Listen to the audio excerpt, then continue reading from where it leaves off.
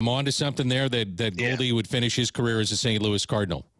Yeah, Mo brought it up. Mo volunteered that, saying that was something on his mind this winter, which is unusual. And he usually brings up something publicly, if that's something he feels confident in. Goldschmidt is one who keeps his thoughts about his contract mostly to himself, but he's pretty open about how he's enjoyed being with the Cardinals. He enjoys playing with Nolan Arenado. Obviously both of them want to see a U-turn in the standings and the success, and they want to win championships. They both came to St. Louis, one via trade and then extension, to win championships, to go out there and win pennants. And they just are off one of the worst seasons in club history. So they want to see an improvement there. I think that's, he's the most obvious. There are some other ones. One that might be below the radar a little bit is Ryan Helsley. Like, do you talk to him about an extension? Cardinals haven't really done one like that. How about Tommy Edman? Well, that's I was just going to say Tommy Edman. Yeah. You got to know where his future is, and he would need to know it too.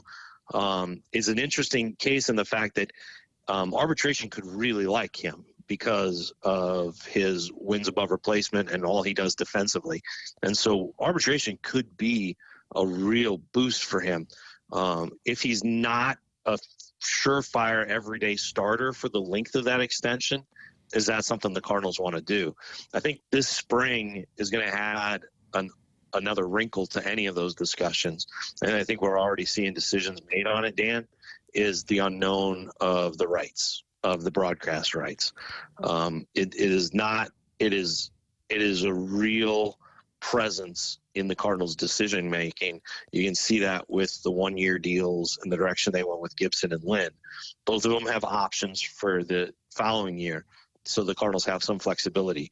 Well, newsflash, that's not because they expect them to be replaced by younger players. That's not where the Cardinals' development is at the moment. They would love for it to be that way, but that's not where it is right now. That's because they really don't know what their TV situation is going to be in 2025. And so they want some flexibility there.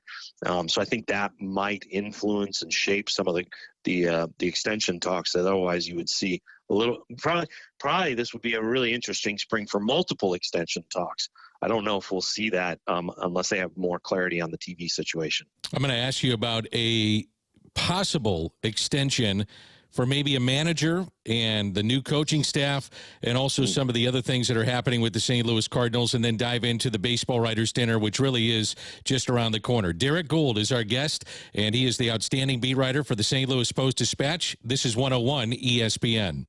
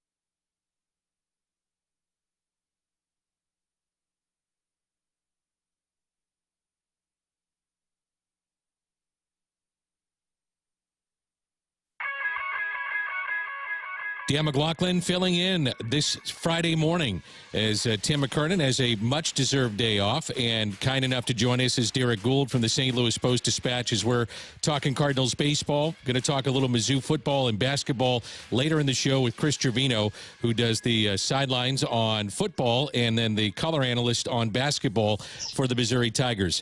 Derek, I teased going into the break the fact that Ollie is on the hot seat, I guess, is the best way to put it, because he does not have a year on his contract beyond this season.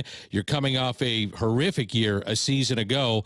Where do you stand, or where do the Cardinals stand right now with Ollie and seeing what that contract may look like as far as an extension? Yeah, I spoke to both Oliver Marmol and John Mozeliak about that topic at the winter meetings, because I thought it was a story that needed to be, explored. I wasn't quite sure what their response was going to be. I had a feel for what Marmol's response was going to be. Did not know if I was going to get the stiff arm from Mozeliak, or at least have him kick the subject down the road a little bit. He did not. They both addressed it pretty head on. Marmol has said what he'll say in a lot of situations, and you kind of understand it, right? Like, winning takes care of everything. He is vehemently not worried about it, because, if things go right, it'll work itself out. If they have the team that they're expected to have, and he's the manager that he's expected to be, then the contract will work out. Mozeliak said, he's a little bit, he expects to have that conversation at some point. He made the point to me that everybody is under scrutiny after a season like that. They have to turn things around, and before they start thinking about extensions or start thinking about signing people, they got to see some elements of turning it around. That it just happens that it's the manager who has the shortest contract here, along with a bench coach who has a multi-year contract. So there's a lot going into it, and a lot of the focus will be on the manager. But I asked about whether or not that might shape a manager's ability to command a clubhouse, right? And I mentioned the optics of having Molina, for example, come back and be a part of the team. And Mozeliak said if he sees that as an issue, he will address it. And that would mean possibly talking extension. He said he wanted to be aware of it, aware of what direction the team was headed in, but also about the tone. And if there's any sort of influence, he doesn't think there will be, but if there's a hint of it, a hint of the contract being an issue, then they'll address it, quote unquote. We'll address it. What will Yadi's role be? Great question. His title will be Special Assistant to the President of Baseball Operations. That's the title that was available. And they talked to him about a coaching role, not the bench coach spot. That's key to say here, but more of a universal coach, even a coach title that would be akin to what Willie McGee has right now on the staff. So one who could be involved in a lot of different things, but not have one special spot. And, it was the everyday nature and the time commitment to be gone for the entirety of the year that was not appealing to Yadier, for family reasons, for he owns a basketball team, all those reasons. So his role is going to be occasional, but active. And there'll be times where he's in uniform and in the dugout at a major league game. Derek, let's face it. Will be in the dugout. You got $78 million wrapped up in year one of a 5-year deal with Contreras.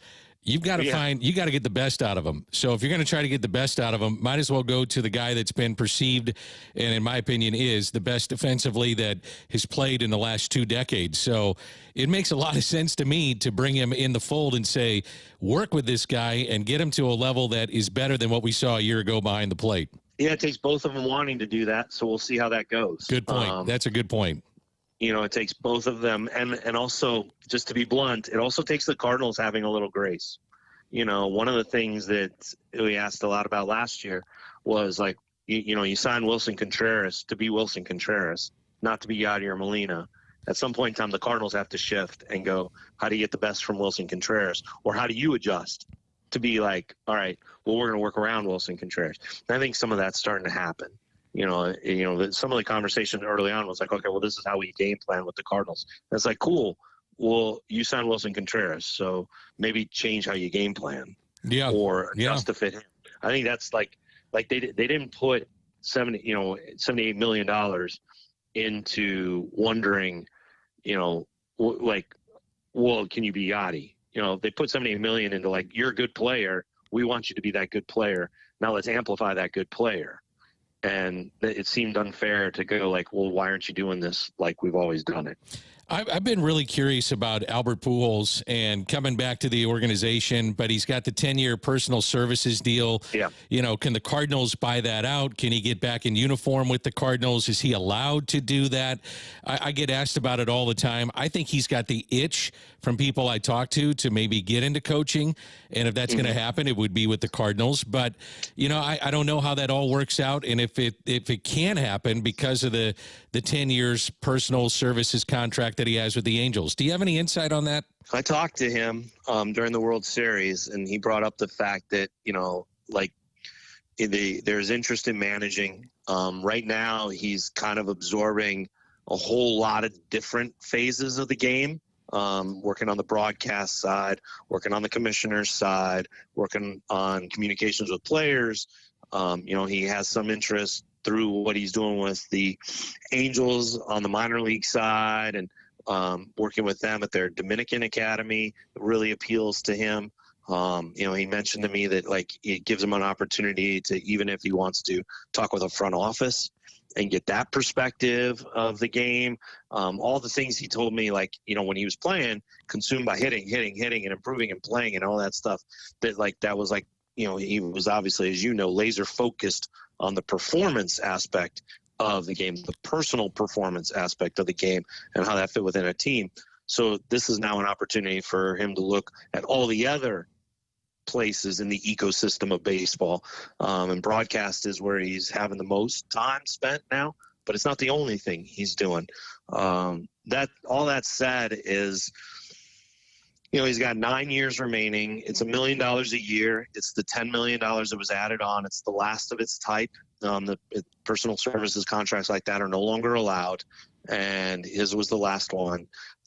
So there's $9 million owed on it. If there's a way out of it, it's to take a permanent job that matches that and then frees up the Angels of their commitment, or it's the Angels and that team and Albert coming to an agreement on how that is handled, or it's Albert walking away from it. It is structured like an option in a way, right? Sure. Whereas if he didn't want to do that, you don't have to, and then you don't get paid. I don't know why you'd walk away from $9 million, and there's a lot of other reasons why he wouldn't than just the money, and due in part to when he signed that contract. But he'd have to work out something there. Baseball etiquette is such that if he were to be offered a full-time role with the team, that the Angels would either match that and then pay out his salary, or understand that he'd be going for a quote-unquote promotion and then work out the finances from there. But it's such an unusual situation because A, he's such a great player, B, he's such a high-profile player, and C, it's so much money still tied on to that thing that I don't quite know how it will work. But, I don't quite know. There's ways out, but I don't know what way they choose. Sure. Yeah, it's interesting. It really is. I want to get into the baseball writers' dinner. You'll be celebrating the 2004 National League champions. I don't know if you agree with this, but in my mind, in the last 30 years of Cardinal baseball, I think this is the best team. This was probably the most entertaining team. They went out there, and there was the same pitcher every fifth day. They didn't have many injuries. They had Hall of Famers on this team, and at that time, you didn't know it. You knew they were really good, but they became Hall of Famers. This is a hell of a team. I'm excited that you guys are celebrating the 04 NL champions. Yeah, it's interesting. They look at the Dodgers, the current Dodgers with the adding of Ohtani, right? If Kershaw comes back, how many Hall of Famers do you have on that, or potential Hall of Famers do you have on that team? That's right. Freeman, Mookie, Kershaw, and Ohtani, right? Yeah. Am I missing anybody? No, I'm going around the diamond. I think you got it. Right. So, and then I was talking to somebody over there on the podcast, the best podcast in baseball, and they say, how rare is that for a team to have 4 Hall of Famers? And I was like, well, in the back of my head, I was like, well, 04 had Larry Walker, Albert Pujols, Scott Rowland, and Yadier Molina. And that's the start. Yeah, then you start thinking about Cardinal Hall of Famers and Jimmy Edmonds. You had Jason Isringhausen. I think Edgar Renteria eventually will go in. And he should. Yeah, that's up to the fans right now, yeah. And don't forget you had Tony La Russa at the helm. There's another Hall of Famer. Right. So, yeah, that team was awfully good, man. They were fun to watch. Dave Duncan was the pitching coach who some think should be in the Hall of Fame. So, and another Cardinal Hall of Famer would be Matt Morse. Right. Yeah, deserving of it. Yeah, absolutely. I think it's interesting, Dan. Like I want to lump the 04 and 05 teams together just so you don't have to choose between the two. Yeah, I agree. Like that's a good point. Just dynamo teams. When you decide to put on the Baseball Writers Dinner, and this is still one of the chapters that does it, tell us about it. So if somebody's going to the event, what it's like, who it benefits, and why you guys continue to put this on. Yeah, well, one of the reasons why we can to start with your last one, of the reasons why we continue to put it on is because it's our way of respecting and maintaining things that started long before us. Bob Bragg and Rick Hummel, these are two baseball writers who obviously have contributed a lot to the history of baseball and history of baseball writing in this town. And both are honored there in Cooperstown with the Career Excellence Award from the BBWM. And so it should mean a lot to us as a way to maintain and respect and celebrate their legacies, to be honest. So that's part of what drives us to continue to put it on. The other part is just as big as St. Louis's love and commitment and devotion and, relationship with baseball. It makes it possible. So these two things are kind of the double helix of the dinner, right? They are what keep it going, as we try to honor the legacies of the folks who put so much time into the dinner, but also reflect how much baseball means and how popular baseball is in this town, and how, fans and people who come to the dinner want to also nurture and maintain kind of that flame of history. So it's these things come together. We spend pretty much 10 months or so of the year planning the dinner, trying to put together sponsors and think about like different events. We've had lead up events in previous years, especially as we try to get the dinner back off the ground after the pandemic, which was a challenge for so many dinners, as you know, as I'm sure everybody knows. So we've had events that kind of feed into the dinner and all the planning there. One of the things that we've done is we've gone to the MAC, which has been a great host for us and a great partner for us. And it's such a great venue downtown for the dinner. It's also opened up the chance for us to have a VIP event beforehand. Last year, for a VIP ticket, you were able to sit in on a small room and have Rick Hummel and talk and answer questions. We have a similar VIP plan this year that more details will be available here in the coming weeks. But it's going to be the same kind of thing. Small room, small venue, exclusive conversation, maybe a chance to ask questions, all those things. And then, of course, the dinner. The dinner gets to be this merging of baseball history and also baseball present. We've done our best to try to bring in minor leaguers and introduce them for the first time, but also bring it back, popular players and key contributors from past teams. And so you might have the 04 team, here, but there'll be members of the 04 team at the dinner, and there'll also be members of the 2028 team at the dinner, as we honor some of the minor leaguers who have won awards like a Victor Scott II, who's going to get his Gold Glove that night that he won in the minors. So you can see this blend at the dinner. Now, what does it do? What is the purpose of this dinner? Well, it's to raise money for scholarships, awards, and internships that the St. Louis Baseball Writers chapter, which is a not-for-profit, organizes, runs, and delivers. And there were two. I could go on at length about this, Dan, but I have personal connections to two of them. Great. When I was a student at Mizzou, I won one of the scholarships from the Baseball Riders.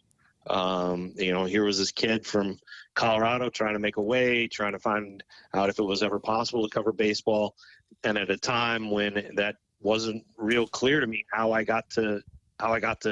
would get from Mizzou to covering baseball, here I got this honor, this scholarship from the Baseball Riders to kind of help me pursue it in my senior year at Mizzou.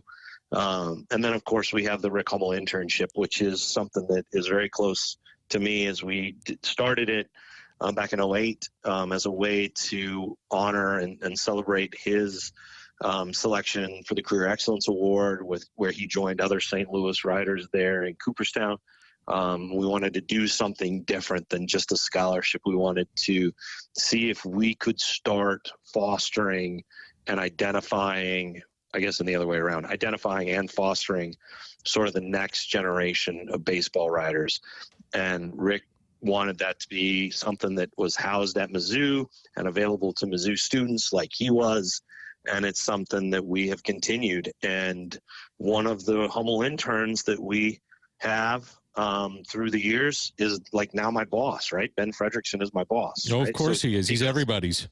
Yeah, and he goes from intern to super columnist, And, I love it. I love it. That's just such a success. And so we're very excited because in 2024, we'll have that Hummel internship back, and it's a great way to honor my late colleague who meant so much to us and meant so much to baseball writing. Derek, very quickly, the date and the best way to get tickets.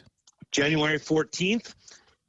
And you can Google St. Louis Baseball Riders Dinner, and it should take you to the tickets, or on Facebook, the STLBBWAA, or on the machine formerly known as Twitter. You can also find it at St. Louis BBWAA there.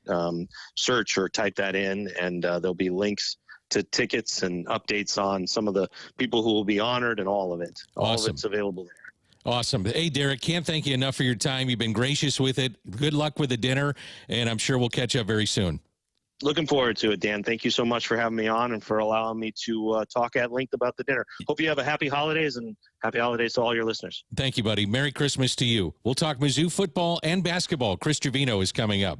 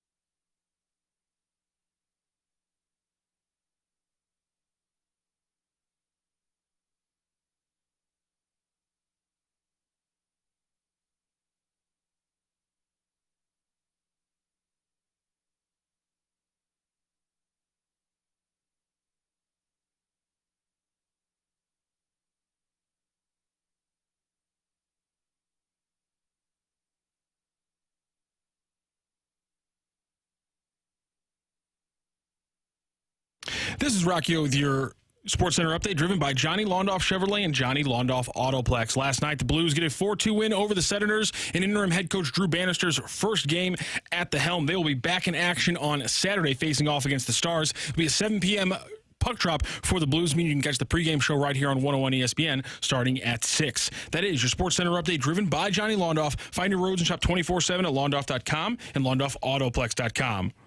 Are you kidding me?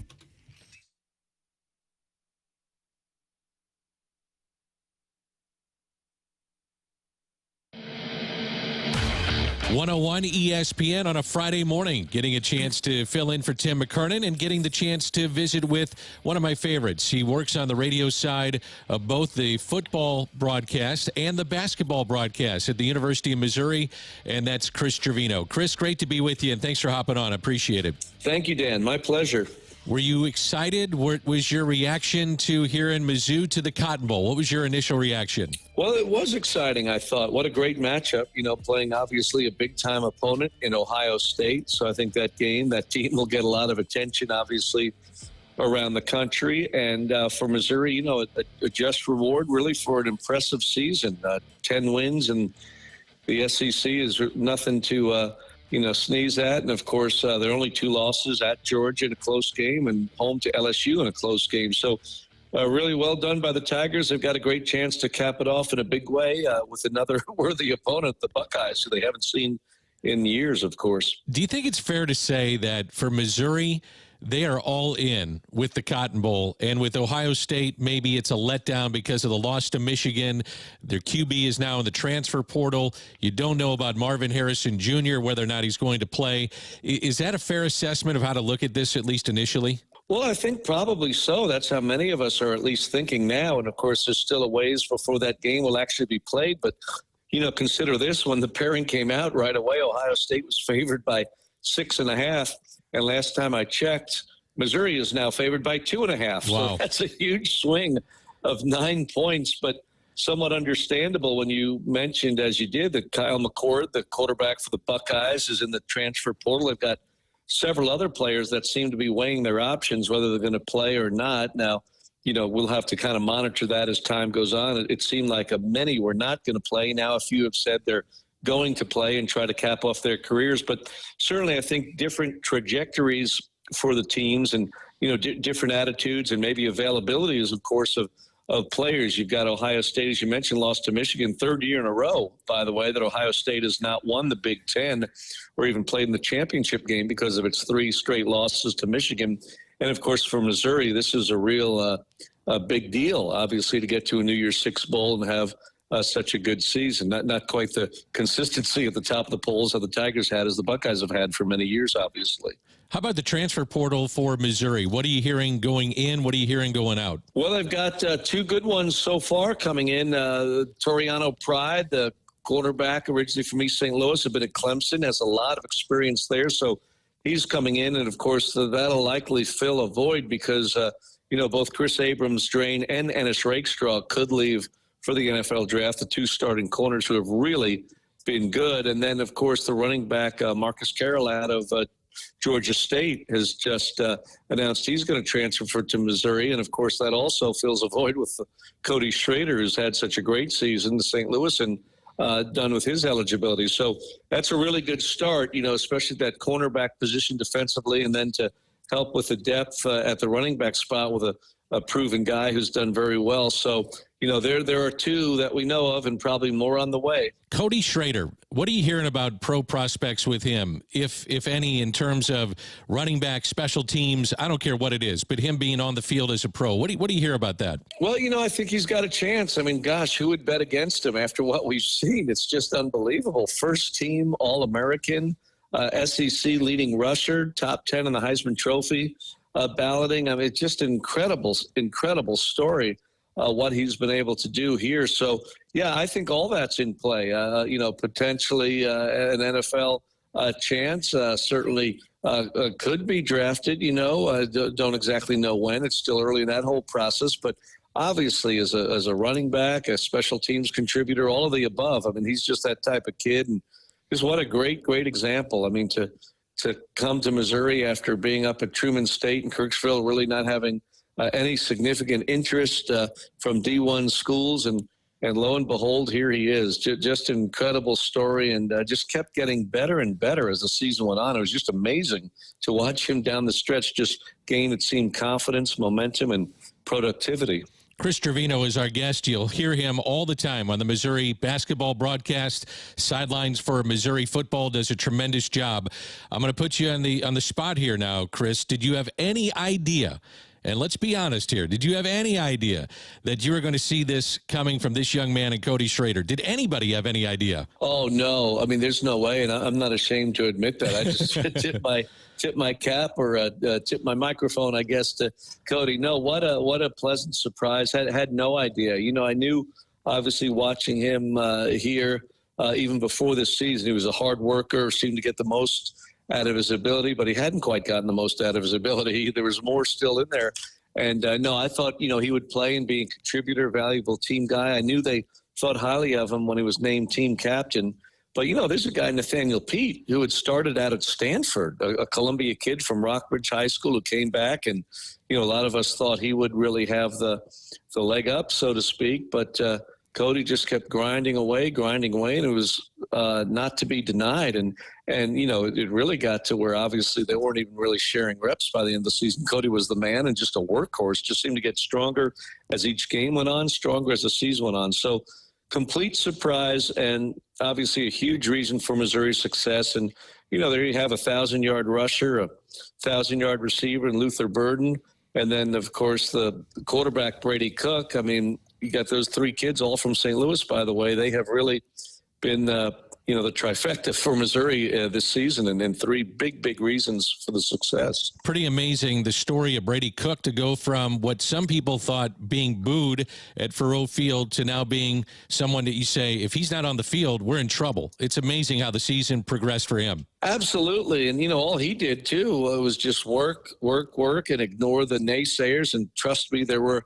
a lot of them. And he just, you know, came back from that injury and off-season shoulder surgery, and I thought had a great camp. And, you know, let's not forget either, Coach Drinkwitz was saying this is a quarterback competition and it's a battle. Now, maybe that was his way of motivating Brady or just giving him a little extra push. But, you know, they were talking about, is it going to be him or Sam Horn? And Sam, great young guy, obviously has all the athleticism in the world, good baseball player and football player. But to me, there was no contest just watching the practices and scrimmages that I saw preseason.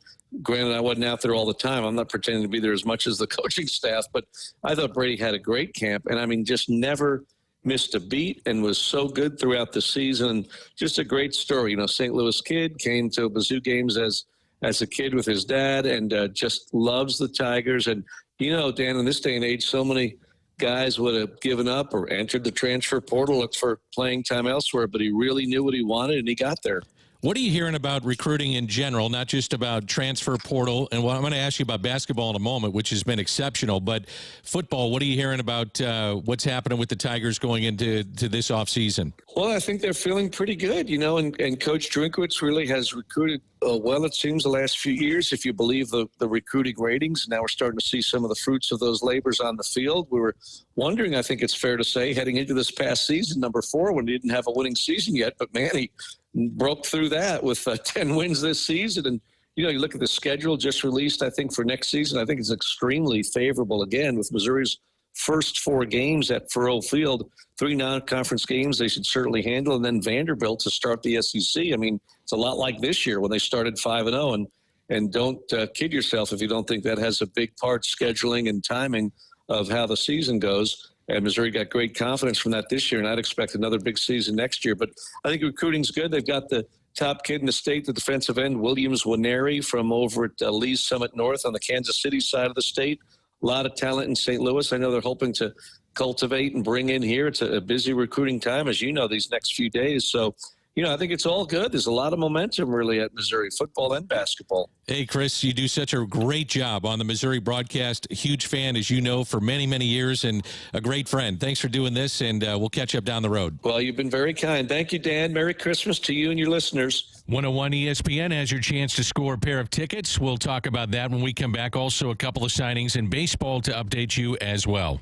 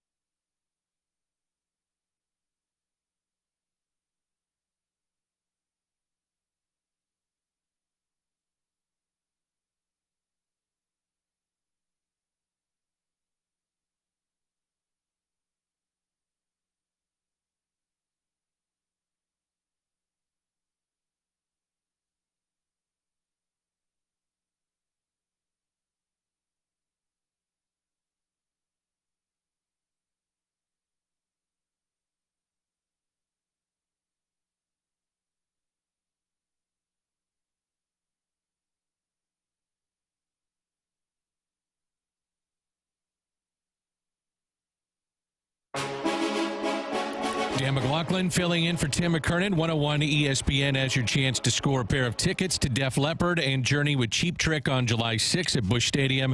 Tickets for Def Leppard, Journey, Cheap Trick at Busch Stadium go on sale this Friday, December 15th. Rock, you have a trivia question for those to text in at 314-399-9646. Texter number 33 on this one, pretty simple. What famous television show ended with Journey's Don't Stop Believin'? I know the answer. Texter number 33. Don't say it yet, Dan. I won't. News this hour concerning baseball. Tyler Glasnow and the Dodgers finalized their deal, 5 years, $135 million contract that would officially complete the deal between Tampa Bay and Los Angeles. That would give the Dodgers, by the way, a starting rotation, if my math is correct, that has combined 37 Tommy John surgeries.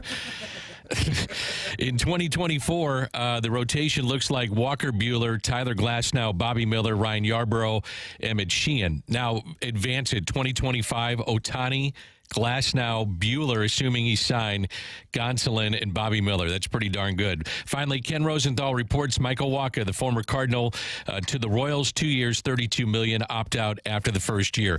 Thanks for having me in on the 10 o'clock hour. It is BK, Ferrario, and Tanner. They're coming up next.